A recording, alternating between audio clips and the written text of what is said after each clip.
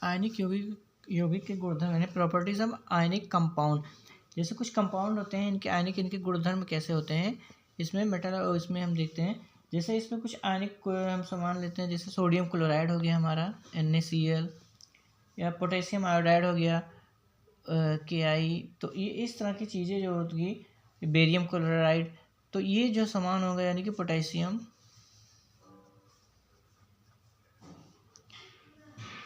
Iodide, barium chloride,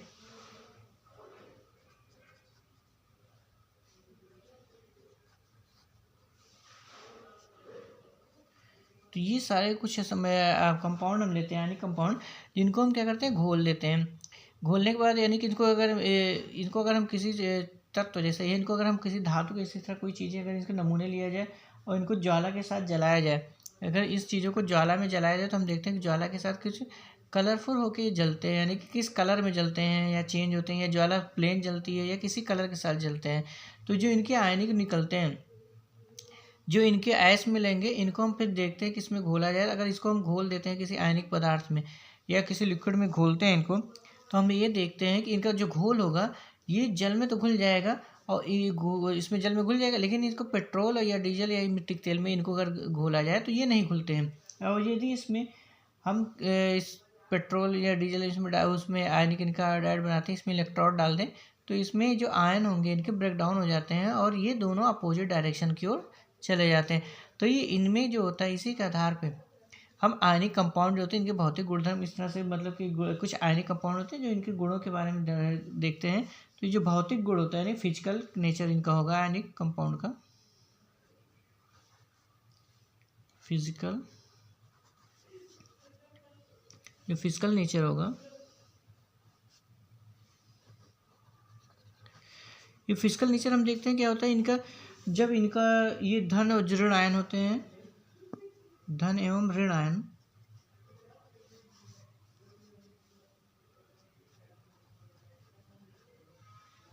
ये धन और ऋण आयन के होते हैं मध्य इनके बीच, चूंकि इसमें पॉजिटिव नेगेटिव जो चार्ज होता है, तो ये पॉजिटिव नेगेटिव जो है आपस में काफ़ी मजबूती के साथ बने होते हैं, काफ़ी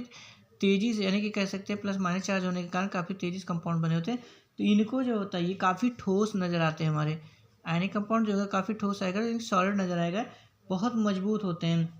लेकिन ये क्या होते हैं, मतलब आयनिक, चूंकि इसमें प्लस, अगर प्लस प्लस होता या प्लस माइनस होता तो उतनी तेज़ी से ना बने होते, लेकिन जो इनको माइनस और प्लस चार्ज होने के कारण दोनों में अट्रैक्शन बहुत तेज़ी से होता है, तो काफ़ी तेज़ होते हैं, तो जिसके कारण बहुत तेज़ी से यानी कि काफ़ी अट्रैक्ट होते हैं, काफ़ी घनिष्ठ, यानी कि कह सकते हैं काफ़ी आसान, ये आपस में इतने क्लोज होते हैं, अट्रैक्शन के साथ बंधे होते हैं, जिनमें इनको आसानी से तोड़ना मुश्किल होता है। तो ये जब इतनी तेज़ी से बंधे हैं, इनको ब्रेक डाउन नहीं किया जा सकता, तो ये क्या होते हैं, बहुत ठोस होते हैं, लेकिन ये थोड़े भंगुर होते हैं। अगर इनको चोट पहुंचाने जाए तो ये क्या होंगे, ब्रेक हो जाते हैं, टूट जाते हैं। जैसे कोई कड़ी चीज़ होती है, इसको उस पर थोड़ा ठोकर मारा जाए तो वो क्या होता है, टूट जाते हैं, ना कि अलग होंगे, उस तरह से टूटे फूटे हो जाएंगे, टूट जाएंगे। तो ये इसमें भंगुर हो जाते हैं। तो यानी कि ये ठोस और थोड़े कठोर जो होंगे, कड़े टाइप के होते हैं, जैसे कठोर कहा जाता है, तो इस तरह से नहीं जाएगा। तो ये फिजिकल प्रॉपर्टीज़ में होती है। इनका गलनांक क्वथनांक अगर दिया जाए, मेल्टिंग एंड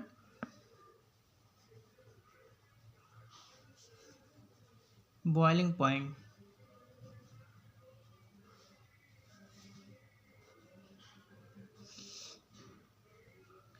मेल्टिंग और बॉइलिंग पॉइंट जो होता है, इनके मेल्टिंग और बॉइलिंग पॉइंट काफ़ी उच्च होते हैं, क्योंकि इसमें क्या होते हैं, ये धनायन होते हैं, इस तरह से जो इनके बॉन्ड होते हैं, गलनांक क्वथनांक बहुत ज़्यादा अधिक होते हैं, क्योंकि इनके जो प्रबल अंत जो इनके अणु होते हैं आपस में, जैसे ये अणु मालिक्यूल है, ये इनके बीच जो होती है गैप काफ़ी कम होता है, क्योंकि माइनस और प्लस आयन होने के कारण ये काफ़ी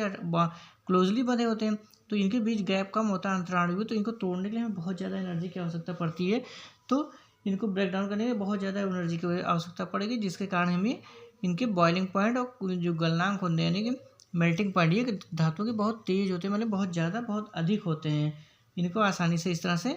नहीं तोड़ा जा सकता है, यानी कि होंगे तो काफ़ी अधिक अधिक जाना पड़ेगा, हमको करना पड़ेगा। और ये जो सॉल्युबलनेस, सॉल्युबिलिटी जो होती है, इनकी घुलनशीलता जो होगी,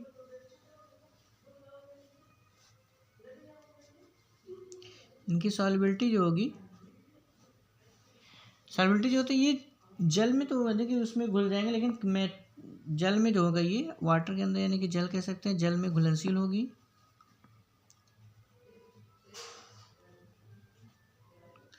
घुलनशील है। लेकिन मिट्टी के तेल, केरोसिन जो होता है, मिट्टी के तेल या केरोसिन, डीजल, पेट्रोल या इस तरह में चीज़ें जो होंगी, पेट्रोल में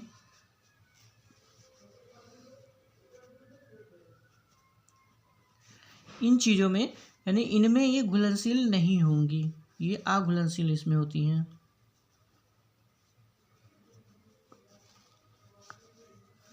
इनमें यानी कि सॉल्युबिलिटी जो होगी मेटेरियल की, यानी कि जो कह सकते हैं जो आयनिक कंपाउंड होते हैं, ये इनकी जो होती है आयनिक कंपाउंड, ये जल में तो घुलनशील होंगे, लेकिन मिट्टी के तेल या केरोसिन जैसे पेट्रोल इन सब डीजल में ये घुलनशील नहीं होती। विद्युत चालकता जो होती है यानी कि conduction of electricity,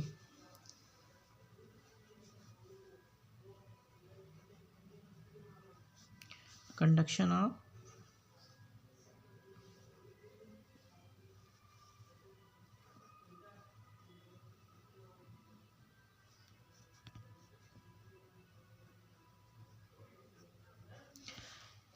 of electricity,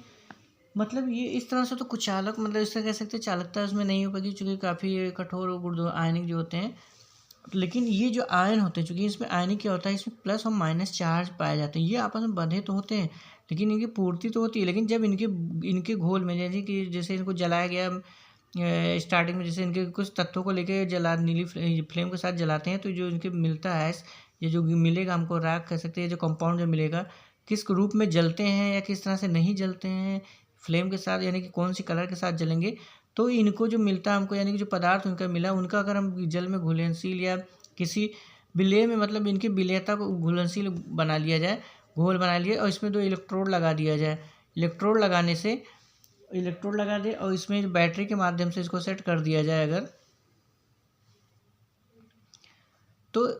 इस इलेक्ट्रोड में जो इलेक्ट्रोड हमारा ये लगा है, ये पॉजिटिव और नेगेटिव चार्ज होता है। तो इनके जो विलयन यानी कि जो घोल बनाया जाता है, इनके जो तत्व होते हैं आयनिक बॉन्ड, तो इनको जो घोल बनाएगा तो करंट, मतलब कह सकते हैं इलेक्ट्रिक जो पास होगा, तो ये घोल होने के कारण क्या होते हैं, आपस में घुल जाते हैं, और इसको प्लस और माइनस चार्ज जो होते हैं ये अलग हो जाते हैं, यानी अलग अलग इलेक्ट्रोडों की ओर चले जाते हैं इनमें घोल होने के कारण। तो इसमें और जो करंट, मतलब इसमें विद्युत जो प्रवाहित किया जाता है, तो यानी कि इलेक्ट्रोड यानी कि दोनों अलग अलग स्थान पर जाने का मतलब ये हो गया कि इसमें इलेक्ट्रॉन जो होता है आसानी से चालकता होती है, इसके अंदर चालकता आसानी से प्रवाहित हो सकती है, यानी कि कह सकते हैं ये गुड यानी कि कंडक्टर होते हैं। यानी ये इलेक्ट्रोड चूँकि विपरीत अपोजिट डायरेक्शन में ये आयन जो होते हैं, यानी पॉजिटिव और नेगेटिव चार्ज होते हैं, अब विपरीत डायरेक्शन में जाते हैं। इसका मतलब ये होता है कि इसमें चालकता होती है, यानी कंडक्टर होते हैं, इसमें आवेश यानी कि आसानी से बह सकते हैं। और चूँकि ऑलरेडी ये प्लस और माइनस ही होते हैं, इसमें ब्रेक होते हैं, इनमें आयन चार्ज होते हैं, लेन देन होता है मॉलिक्यूल्स के, यानी कि इलेक्ट्रॉन के लेन देन होते हैं, जिससे इन पे पॉजिटिव और नेगेटिव चार्ज आता है। तो ये चार्ज जो होते हैं इनकी मदद यानी कि मदद करते हैं, क्योंकि इसमें अधिक मात्रा में कम मात्रा में होता है, यानी इलेक्ट्रॉन लेने की क्षमता होती है या इलेक्ट्रॉन देने की क्षमता होती है, तो आसानी से क्या होते हैं, इसमें इलेक्ट्रॉन जो होते हैं आसानी से फ्लो कर जाते हैं, यानी करंट जो होता है ये आसानी से इसमें फ्लो हो जाता है, यानी ये गमन करने लगते हैं।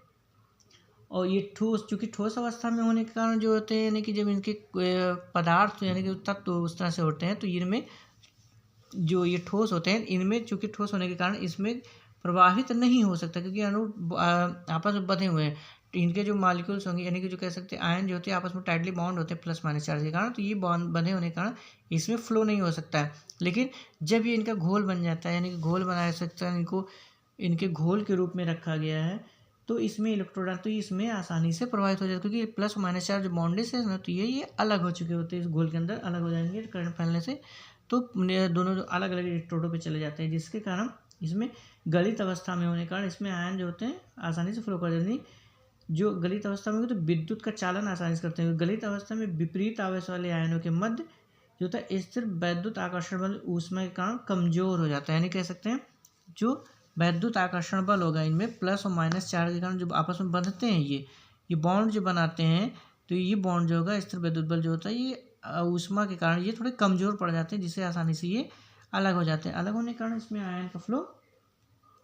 आसानी से हो जाता है, इसलिए जो इसमें स्वतंत्र रूप से आपस में गमन करने लगते हैं। कमज़ोर होने के कारण पॉजिटिव चार्ज अलग हो जाता है, माइनस नेगेटिव चार्ज यानी कि जो प्लस होगा ये अलग डायरेक्शन में चलाएगा, माइनस जो होगा अलग डायरेक्शन में, यानी कि ये बंधे ना होने के कारण आपस में दोनों गतिमान हो जाते हैं, दोनों अलग अलग डायरेक्शन की ओर चले जाते हैं। इस तरह से इसमें कह सकते हैं इलेक्ट्रिसिटी जो होती है वो कंडक्टर यानी इलेक्ट्रॉनों के जो होते हैं इलेक्ट्रॉन इसमें प्रभावित हो सकते हैं। तो ये आयनिक गुणधर्म यानी कि जो धातु होते हैं ये प्रॉपर्टीज आयनिक कंपाउंड, जो आयनिक कंपाउंड होते हैं उनके ये होते हैं, यानी फिजिकल में तो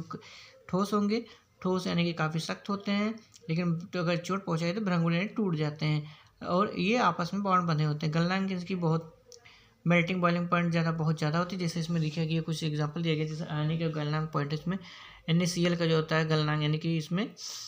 जो 1074 है, और जो क्वथनांक होगा 1686 है। कैल्शियम क्लोराइड का 1045 है, और क्वथनांक जो बॉइलिंग पॉइंट होगा काफ़ी 900 लगभग 1900 गया है। कैल्शियम ऑक्साइड का 2850 है, तो 3120 है, काफ़ी डिफरेंस दिख रहा है। मैग्नीशियम क्लोराइड का इनके बीच में काफ़ी डिफरेंस है, 981 और 1685, तो ये काफ़ी डिफरेंस है, यानी कि गलनांक और क्वथनांक में भी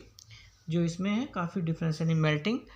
मेल्टिंग पॉइंट और जो इसमें बॉइलिंग पॉइंट है काफ़ी डिफरेंस है, बहुत उच्च ताप में यानी काफ़ी हाई टेम्परेचर पे ये होते हैं इसमें। तो इसी के नीचे यानी और घुलनशीलता जो होती है, जल में घुलनशील होंगे लेकिन अन्य पदार्थ में ये घुलनशील नहीं होंगे। कंडक्टिविटी में अलग होने के कारण ये आसानी से इसमें इलेक्ट्रॉनों का फ्लो हो जाता है। ये बॉन्ड जो होते हैं जो इनके इलेक्ट्रोड तैयार किए जाते हैं तब ये आसानी से इसमें चालकता यानी इलेक्ट्रिसिटी जो होती है आसानी से फ्लो हो जाती है, जिसके कारण ये इसमें आयन का होता है सुगमतापूर्वक एक स्थान से दूसरे स्थान पे चले जाते हैं। तो ये कुछ जो होते हैं प्रॉपर आयनिक कंपाउंड जो होते हैं इनके गुण होते हैं, यानी जो आयन बॉन्ड बनाते हैं आपस में रिएक्शन करके ये इस तरह से क्रिया करके बनाने का काम करते हैं, तो ये आयनिक कंपाउंड होते हैं।